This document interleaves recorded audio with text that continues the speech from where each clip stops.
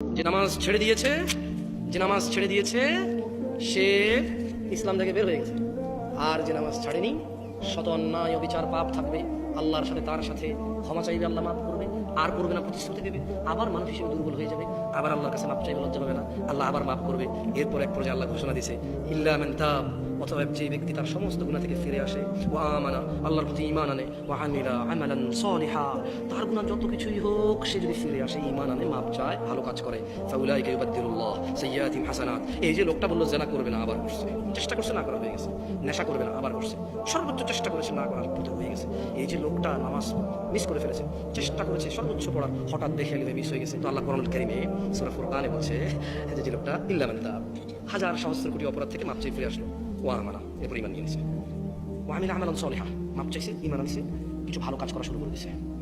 তাহলে হচ্ছে ফাউলাইক, তার পিছনের যে হাজার লক্ষ কোটি সহস্র গুনাহ আছে, ইউবাদদিলুল্লাহ, আল্লাহ বদল করে দেবে গুনাহগুলোকে, শুধু মাপ না, এগুলোকে আল্লাহ বদলাই দেবে, এক্সচেঞ্জ করে দেবে, কিসে?